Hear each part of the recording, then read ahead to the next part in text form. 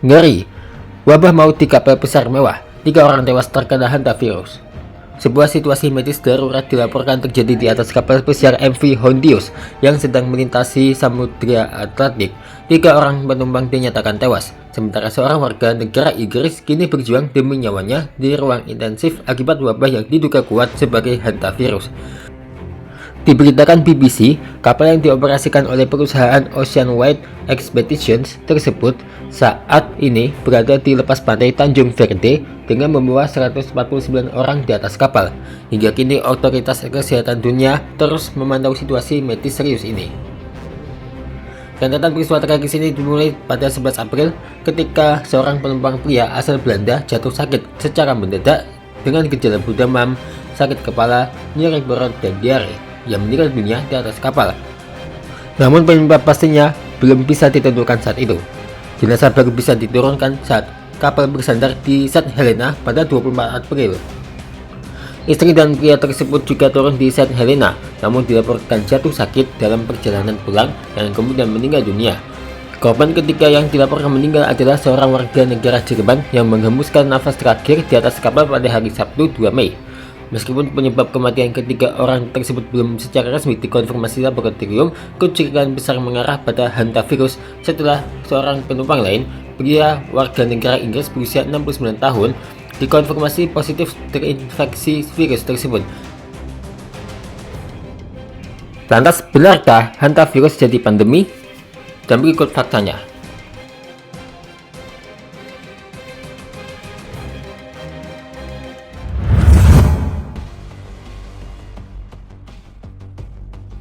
Yang mengejutkan, 23 kasus hantavirus dan 3 kematian di 9 provinsi di Indonesia.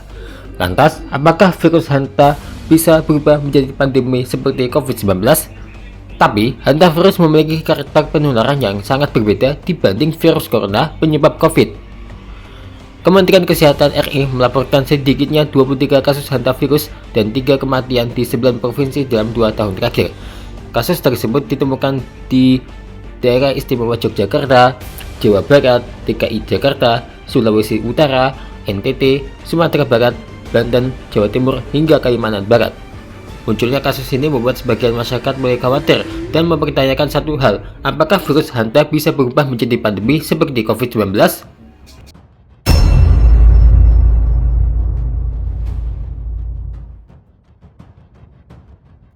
Dokter epidemiolog sekaligus ahli kesehatan masyarakat dan lingkungan dari Griffith University Australia, Diki Budiman mengatakan masyarakat memang perlu waspada, tetapi tidak perlu panik berlebihan. Menurutnya, hingga saat ini, hantavirus memiliki karakter penularan yang sangat berbeda dibanding virus corona penyebab COVID. Data ilmiah sampai saat ini, hantavirus itu sangat kecil kemungkinan jadi pandemi seperti COVID-19, ujar Diki saat dihubungi Tribun News Jumat 8 Mei. Ia menjelaskan reservoir utama virus ini adalah hewan pengerat seperti tikus liar, bukan manusia. Karena itu, pola penyebarannya juga berbeda jauh dengan virus respirasi seperti SARS strep CoV strep 2 atau influenza yang mudah menular antar manusia. Penularan manusia ke manusia sangat terbatas juga, tidak punya efisiensi transmisi setinggi virus respiratori seperti SARS strep CoV strep 2 atau influenza. Lanjutnya,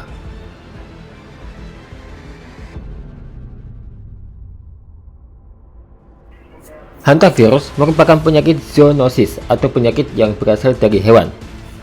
Virus ini paling sering menyebar melalui partikel kecil di udara yang berasal dari urin, feses, atau air liur tikus yang terinfeksi. Nah, penularan ke manusia itu paling sering terjadi melalui manusia ini menghirup aerosol dari urin, feses, atau air liur tikus yang sakit. Jelasnya, artinya seseorang bisa terinfeksi tanpa menyentuh tikus secara langsung. Kondisi lingkungan yang kotor, lembab, banyak tikus, atau area tertutup yang jarang dibersihkan menjadi tempat yang lebih berisiko. Selain lewat udara, penularan juga bisa terjadi saat seseorang menyentuh permukaan yang terkontaminasi lalu menyentuh wajah atau makanan. Sementara penularan melalui gigitan tikus disebut lebih jarang terjadi. Meski kecil kemungkinan menjadi pandemi global, hantavirus tetap dianggap berbahaya karena tingkat fatalitasnya cukup tinggi pada kasus berat.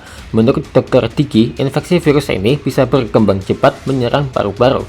Awalnya, pasien biasanya hanya mengalami gejala umum seperti demam, nyeri otot, dan tubuh lemas. Namun, dalam beberapa hari kondisi dapat berubah drastis.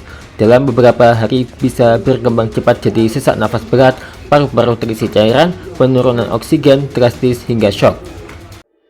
Kondisi ini secara medis menyerupai Acute Respiratory Distress Syndrome atau ARDS, yaitu gangguan paru berat yang bisa mengancam nyawa.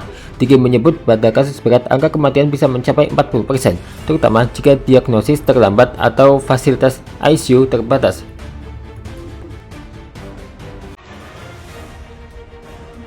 Meski resiko pada populasi umum masih rendah, Indonesia dinilai memiliki sejumlah faktor yang membuat kewaspadaan tetap penting, mulai dari populasi tikus yang tinggi, banjir musiman, sanitasi perkotaan, hingga kepadatan pelabuhan dan pergundangan. Nah, untuk saat ini Indonesia ya resiko populasi umum masih sangat rendah, tapi Indonesia punya beberapa faktor yang membuat kewaspadaan tetap penting. Jelas Diki, kelompok yang paling rentan antara lain petugas kebersihan, pekerja gudang, pekerja pelabuhan, petani, masyarakat di wilayah banjir, hingga orang yang sering berada di lingkungan tertutup dan kotor dengan banyak tikus. Nah, masalah lain, hantavirus juga disebut bisa sulit dikenali karena gejalanya mirip penyakit lain. Kata Dr. Diki, gejalanya mirip leptospirosis, dengue, atau pneumonia berat. Akibatnya, kasus bisa saja tidak terdiagnosis sejak awal. Jadilah pertanyaan, bisa menular antar manusia atau tidak?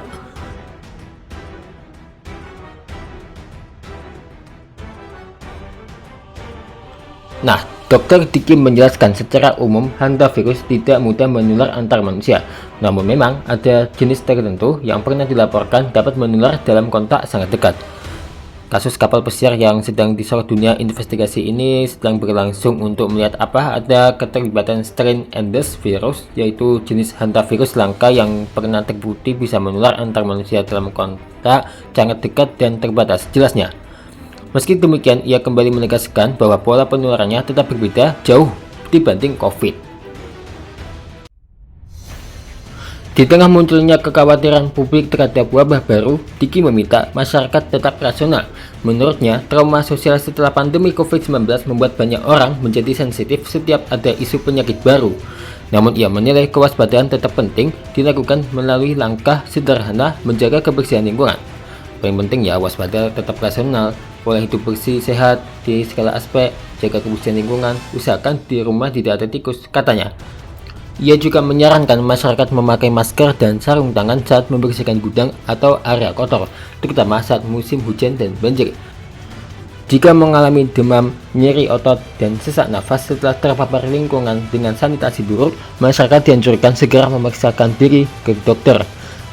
Selain itu, Dr. Diki mengingatkan masyarakat agar tidak mudah percaya informasi yang beredar di media sosial tanpa memeriksa sumbernya terlebih dahulu.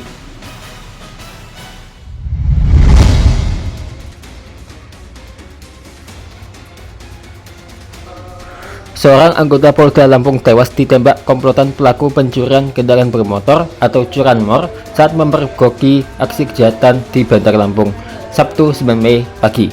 Korban diketahui merupakan anggota Direktorat Intelkam Polda Lampung, yaitu Brigadir Arya Supena. Nah, Kapolda Lampung beberkan kronologi penembakan Brigadir Arya Supena.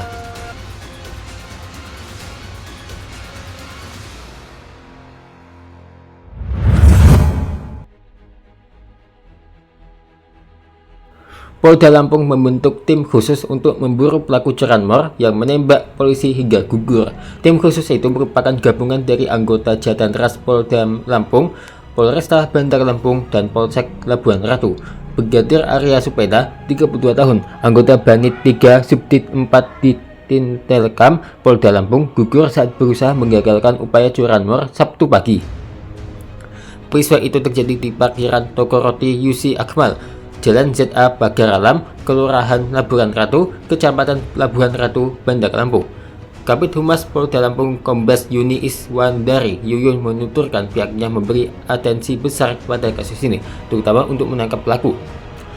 Kami sudah membentuk tim khusus gabungan dari Jatanras Polda Lampung, Polresta Bandar Lampung, hingga Polsek Labuhan Ratu. Fokus utama kami saat ini adalah mengungkap identitas dan menangkap kedua pelaku sesegera mungkin, ujar Yuni Sabtu.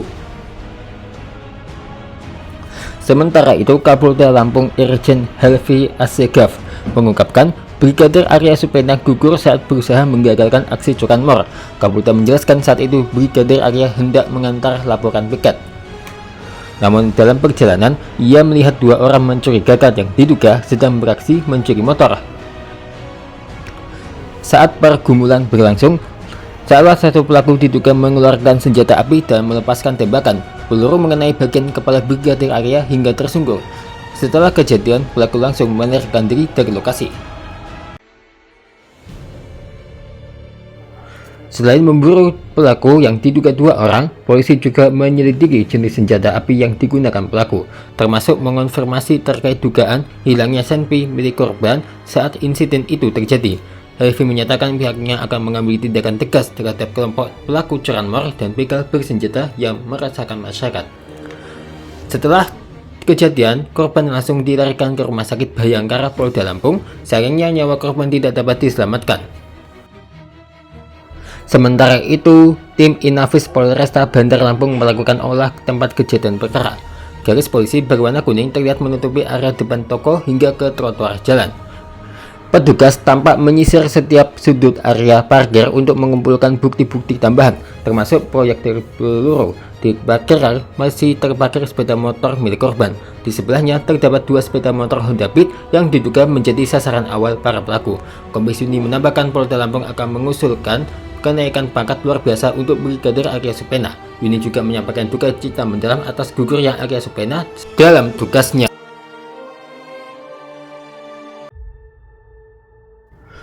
Ketua Komisi 3 DPR RI Habibur Rahman menyampaikan duka cita atas meninggalnya Brigadir Arya Supena, anggota Polda Lampung yang gugur saat berupaya menggagalkan aksi curanmor.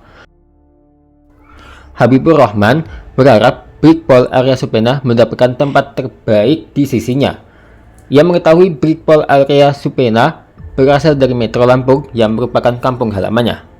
Insya Allah beliau syahid dan mendapatkan di tempat terbaik di sisi Allah Subhanahu wa Ta'ala, tuturnya. Menurut Habibur Rahman, Brigadir Arya menjadi teladan bagi sesamanya karena terus menjalankan tugas untuk melindungi masyarakat.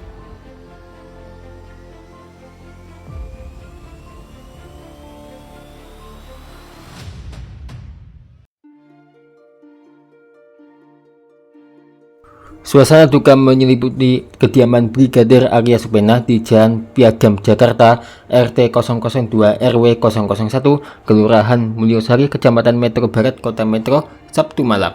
Pasca insiden penembakan yang membuat anggota Polri tersebut gugur dalam tugas di depan gerai Yusi Akmal Bandar Lampung. Korban dibawa ke rumah orang tuanya di Metro untuk dimakamkan di TPU setempat. Malam harinya, puluhan warga, kerabat hingga rekan sejawat mulai membatasi rumah duka untuk menggelar doa bersama atau yasinan. Puluhan warga tampak duduk khusyuk di deretan bangku plastik yang tertata rapi di bawah tenda yang didirikan di halaman rumah. Tepat sebelum yasinan dimulai, terdengar suara tangisan perempuan anggota keluarganya dari dalam rumah yang masih terpukul atas kepergian korban. Bendera kuning melambai sebagai simbol duka cita tampak terpasang di depan gang masuk kediaman korban. Tak hanya warga sekitar, sejumlah kolega dan rekan sesama anggota kepolisian juga terlihat hadir memberikan dukungan moral bagi keluarga yang ditinggalkan. Deretan karangan bunga ucapan duka cita pun mulai memenuhi area sekitar rumah duka, mulai dari teman sejawat, instansi kepolisian, hingga kerabat dekat yang menyatakan belasungkawa mendalam atas dedikasi Brigadir Arya. Yang menyebut Brigadir Arya merupakan sosok yang baik di mata keluarga maupun kolega dan lingkungan sekitarnya. Kita doakan ya, semoga para pelaku penembakan ini segera ditangkap dan dihukum seberat-beratnya, dan semoga korban tenang di alam sana.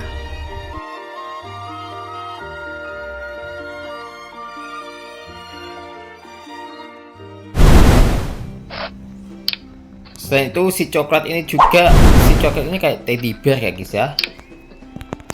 Enggak lihat atas.